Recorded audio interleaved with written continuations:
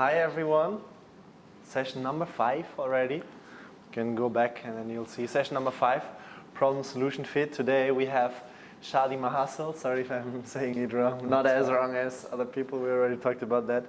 So that's really cool. He is the founder of a company called SURFnCODE and their product studio that is consulting startups, let's say, in all the matters that are related to their product, to their digital product. Mainly digital products, right? Yeah. So he helps them to sharpen their thoughts on what their customers really want, and helps them to design better products, better solutions for the customers. So I believe there's almost no better guest that we could have for exactly that, the problem solution fit, what Shadi is building his life around. And hey, no worries, join in. And yeah, without big further ado, I'll just jump into the overview again. Lean canvas. We have spent the last week on problem and customer segment. So what is the problem and who are we solving it for? Then we had the last session already, which was diving into solutions. So what are good techniques to ideate, and how can we come up with more creative solutions? And then today, we are still staying here in these two. What is the connection between problem and solution? How can we validate that? And then derive a unique value proposition from that point. So that's what Shadi is gonna go with you about. He's gonna have a talk of approximately 20 minutes, and then afterwards, workshop session where we have individual feedback for every one of you to work on it. So, Shadi, I'll hand over to you. Let me just switch to your slides, presentation mode, and here we go. Perfect. Thank you for being here. Big applause, please, guys. Okay. Thank you for having me. This is the largest remote I've ever held. Just click on the arrows. Yeah. I think that would be the way to go. I'm at the right place. I'm at Nova. My name is Shadi Mahassel. So very quickly about me. I'm a product manager. Have you heard that term, product manager? Yep. Do you know what a product manager does? In technology, this is a relatively new kind of a term. It's being deployed a lot more. In the olden days, it used to be called a producer in the web technology terms. But a product manager doesn't manage anything except a product. They don't manage people, they don't manage delivery, they don't manage design, they don't manage anything other than the product. And their single mission in life is to make sure a product succeeds. If the product succeeds, unfortunately, they don't get any of the credit. It usually goes to the team. But if the product fails, it's definitely their credit. It's their fault. And so a product manager is the person who's in charge of deciding what to build. And in a digital kind of a technology world, that is a very cumbersome job. So people that are in product managers roles are hardworking, fact-based, love the challenge, mostly love finding problems and finding solutions for those problems. They're not the inventors, they're the people that represent the stakeholder at the table with the development team, with the designers. It's not a skill that is available everywhere. So I tend to bandy that around because I'm a product manager, and I didn't discover that I'm a product manager until somebody told me I was a product manager. But I was doing all this stuff my whole career. Found my way at one point at Skype, and then that became Microsoft, and the teams were just much larger. Ended up managing a product with multiple teams. So it's a lot of fun when things go well. It's very hectic though. It's very stressful job. But I like it and I recommend it. So if you guys are thinking of founding ideas, of founding companies, then you're a product manager. Because until that problem, that product that you're building gets somewhere, you're the only person managing it. So get used to it. So I co-founded a company called SURFnCODE. It's based in Porto, of all places. And we help companies think through their product. So we have both startups and we have large companies as partners that we work with. On the startup side, we're acting a lot more like a venture studio than a product studio. A venture studio is a company that builds startups. We don't actually build the product ourselves, but we help the founder figure out what to build. And for the larger companies, we also help them figure out what to build for their teams, or we help them identify the teams that could perform better, or the products that are going sideways rather than doing the growth that one would expect. We help them find the trouble with that. Perhaps they missed some opportunity. And we do that as a consulting business. For the early stage, we do it as partners. So we're equity players with the early stage companies. In order to explain what we do, we kind of stumbled upon a framework. And this is largely our in-house methodology of how we do things. This is how to be paranoid for the rest of your life. So when somebody tells me they've got an idea, I say, great. It doesn't really matter because ideas are a dime a dozen. What really matters is execution. But execution is a methodical thing that you have to get used to, kind of wash, rinse, repeat kind of a process for it. So everything that we do centers around validation. And that's our religion. So I don't believe in anything until I see someone paying for it. And if someone paid for it, I don't believe anybody else will pay for it until I see someone pay for it. And if two people paid for it, I don't believe anybody outside that room will pay for it until I see someone paying for it. And we keep doing that. So with validation, you start with a problem. And you guys have gone through the previous session about problem. You identify the problem. You do the user interviews and everything with a problem. But how do you validate? And so we end up going with the loop through problem validation. We do an interview and we validate. We come up with a hypothesis and we validate. We keep doing that until we convince ourselves that, OK, we found the right problem. And now we got to think of the solution. So now we start with the solution and we validate and we go back to the same people we talked to or to a bunch of new people. And we keep going through this until now we're comfortable with that problem and solution. And now we want to go and figure out a methodology to talk to these two guys that we've talked to about that problem solution, just to figure out how do we measure that. And God forbid we succeed, what the hell is the product going to be about? So a product now wraps that problem solution fit with a package, with a business model, with a value proposition that allows you to sell it repeatedly at scale, which is different than your problem solution fit. So all the while we're validating, but at some point we need to create some kind of mock-up, some UX. So when we're validating this way, we go into concept and do some prototypes, maybe some Envision or Sketch kind of mock-ups. Maybe we need to do some code and still go validate. The point of this is that that process leads you to an MVP. You never develop the MVP. It's you discover it in a way. I get allergic when people tell me, oh, we raised enough money, we built our MVP, and now we're ready to scale. Oh, OK.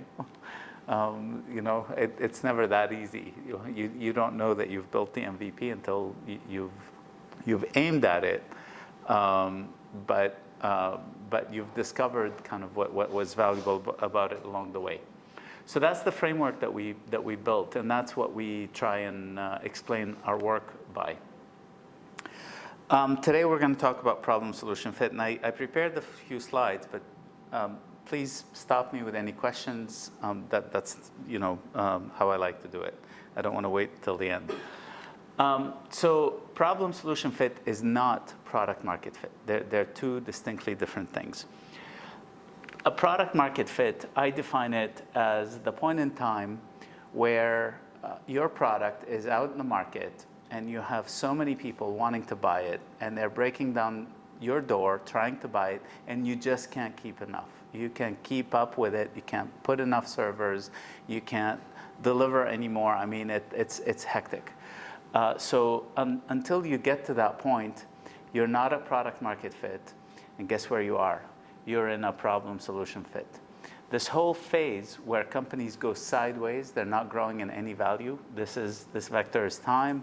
This vector is value in terms of product value, company value, sales, users, whatever it is that you measure your metrics with. So you go through a large period of time where you're trying to discover what your product market fit by iterating your problem solution fit. So you may have had an idea for a problem solution fit at the beginning, but as you start building that product, the way your product is fitting into that problem solution fit, you identify new problems and you discover new solutions and you continue to iterate and experiment, and that whole period is your problem solution fit space. So most people, unbeknownst to them, are spending a lot of time really in the problem solution fit space. They're really coming up, rediscovering the problem, looking at it with a new context, learning more about the issue, looking into a new context and everything. I have a question here. Yep. Which is, if you go back to the graph, so when do you think, or how do you find out if that going sideways, it will lead you eventually to a product market fit, or it's time to reject the idea, the problem solution fit that you found, and move on, explore different things? I think, so you don't know you're going sideways, except that you're not seeing any traction with your investors, let's say, or with your company, with your users, with your KPIs. It goes back to re-examining your problem solution fit. Are you at the right, are you solving the right problem? And if you believe you are, then why aren't people paying for it? And if you go talk to these people, and we were having a chat, I had an episode where I was building a product at Skype that is impossible to test inside the office. This product allows you, when you're not at the office, when you're at the airport and want to send an email, to actually open Skype, and it finds a Wi-Fi network and it connects you to it, and you didn't have to do anything. But how do you test that? How do you see if people were going to pay for it? And it turns out you can't. So you have to go out there, you have to go to the user, actually watch the user, in fact, argue with the user, just to understand exactly why aren't they buying it if that's the case. To really re-examine how you came up with this problem. Is this really valid? What are the variables that you use to really test this? Because if it's such an obvious problem solution fit, then why isn't anybody else buying it? And that's the core of it. And I think over here, there's a couple of options that I was going to talk about. So problem solution fit is really easy. It's finding the right problem that's worth solving, and it's finding the right solution that people want to buy. But it doesn't quite work out that way. It's different than product market fit, because once you've found your problem solution fit, you now start thinking about it more as a product. You want to wrap a value proposition around this problem solution fit. And you want to sell it, you want to target a segment of the market that is valuable, a segment of the market that will appreciate it. And because your solution is so unique, they will find that value very unique. And that valuable market and the loyal users, it's part of the combination, in my opinion, of a product market fit. Now, the loyal customer, I believe, is part of the equation, but you never take it into that, because they're your early adopters, for example, are your early indicators of the success of your problem solution fit. They're the early people that are starting to use your product because they have that problem. They're starting to appreciate your solution. Those are going to be your best buddies. If you're not spending most of your time with these people, you're missing out on understanding really how well that problem solution fit is going to be. So back to the simple thing. We're looking for the problem and we're coming up with a solution. So you guys have done the interviews, but this is pretty standard stuff. So the way we go about it in step one, who's your impacted stakeholder? Customer. Now, you have to distinguish between In some businesses, the person using your product is not the person paying for it. In enterprise, for example, if you work for a large company, you don't get to say which product you want to use. They buy you, the tools, and you have to use them. So all you can do is complain. And if the company manufacturing that product is succeeding in selling but failing at keeping its customers happy, somebody else might come up with a better solution and might steal that. So clearly identifying who your stakeholder is, whether they're the people with the buying power or they're the people with the using power. Oftentimes at home, for example, the people buying product for the home are different from the people consuming it, perhaps. So understanding that, that'll help you craft your solution a lot better, and also getting to the market. You have to get in the mind of your customer, your user. What is the problem? So if you have a hypothesis for a problem, is this really a problem? How big is this problem? What could they do if this problem is solved? How much value does solving that problem solve for them? Is this the biggest problem they have? Relative to the other problems, how big is this problem? So you really have to drill deeper into this problem. It's not like, oh, it's a nice to have, but I'll never buy it if it costs money. That's not a problem we're solving in that case. So you have to really understand that this is a painful problem, that they would be willing to pay money for it, that if they see a solution for it, you're really making their day, you're changing their life. Maybe it's an impactful problem, in a way. So you've got to have a way of measuring the size and the impact of this problem. And that it's the most important problem. Maybe it's not the most important, but maybe it's the most costly, or find the ways that it is important. Is it important because it helps unlock some value that they've got, or helps reduce some cost that they've got? So all of this context. And you also want to solve this problem for a sizable audience. You don't want to solve a problem for one. You want to solve it for many. So you want to be able to find a large market, relatively large market that you're able to sell to. So the sizable market is one of the biggest pitfalls. Oftentimes you go through the work, you solve the problem, and you find, well, it's a small market. No one cares, or dying market. If it's not a growing market, it could also be a problem. So you've done all your problem interviews, and there's a lot of people that tell you talk to 10 or talk to 12, or I would say go talk to 1,000. I mean, I would say start your panic. If every day you're not talking to these people, you're not getting anywhere. I do that all the time, and so my problem is I want to find value that I can deliver to founders. And it's hard to figure out what value you can deliver to founders, but luckily for me, I have opportunities like this where I can go talk to founders. So yesterday I spoke with 5 founders. Today it looks like I may be speaking with more. And every day this is what I do. So when you look at your % of your time, what % of your time are you spending talking to people who have your problem? Because you want to understand the problem, and then you also want to hypothesize about the solution. So you want to come up with ideas for them. You want to hear out their ideas about a solution. I listened to a podcast at one point with Brian Chesky, the founder of Airbnb, and he talked about how at one point they went out and they started coming up with excuses to meet with the hosts that were selling rooms on Airbnb in the early days. And this one host in particular was giving them note after note. He had meticulous ideas, detailed notes about what he thought they could help him with. And they took that and they thought, wow, this is a product roadmap. And in fact, a lot of this stuff ended up being on their product roadmap. So you end up learning a lot from your users about what the solution is going to be. So no matter what you hear, it's all about the conversations that you're doing. And it's never ending. Never take no.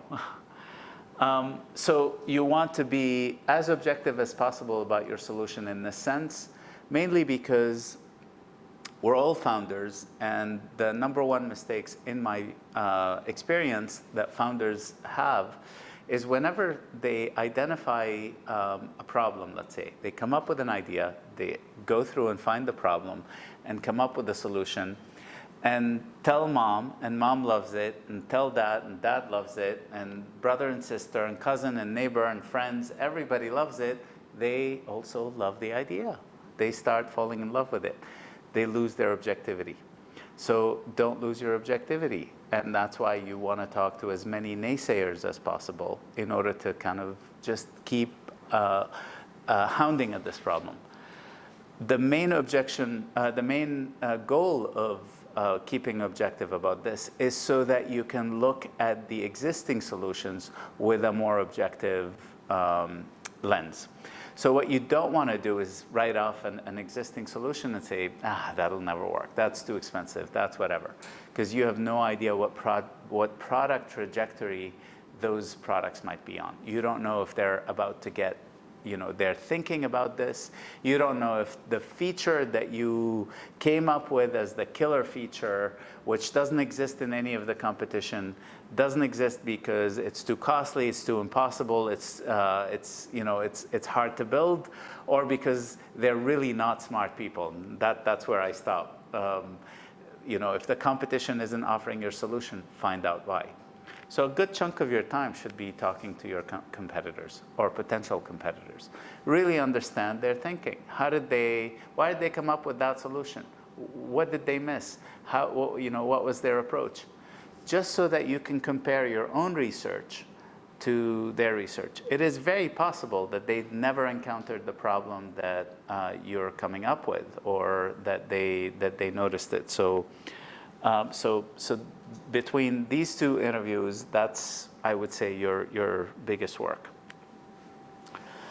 But that's not it, because anybody could identify this problem, and anyone could come up with a solution. But really, only you can execute in a unique way. So in my opinion, problem-solution fit is not just the problem solution. It includes the people. It's your tenacity. It's your hunger to solve this problem. That's what really is going to make you succeed ultimately. Because if this is a problem you don't care about, or a market you absolutely don't want to be involved with, then you're not going to succeed. You're going to give up. You're going to cut through corners, and you're not going to do it.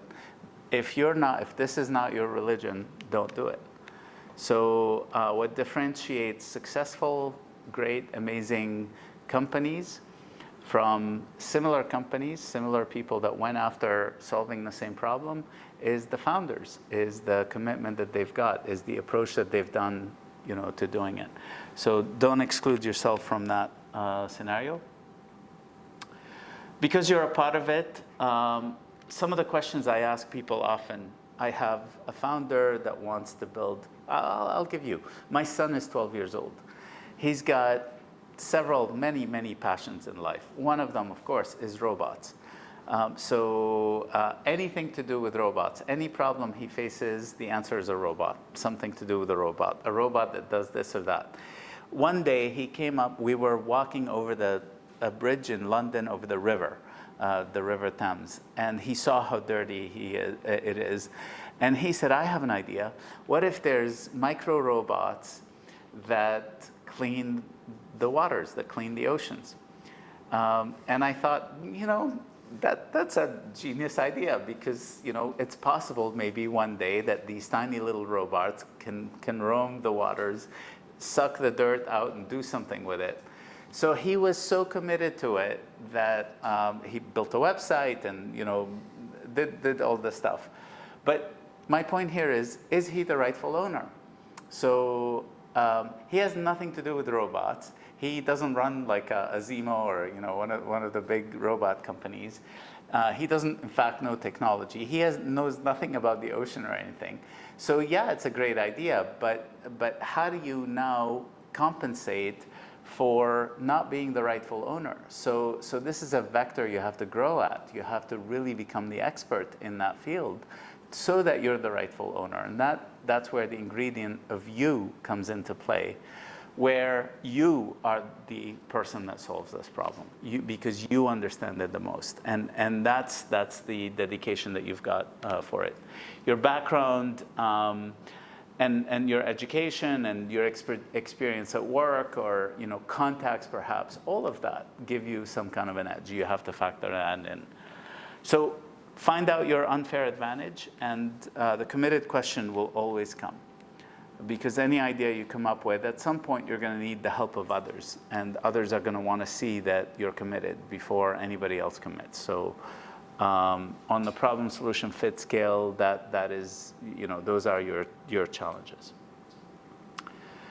And oftentimes, I only like to do things when I can measure them. I was showing off an app earlier to Julian, which shows a severe decline in a metric I keep track of.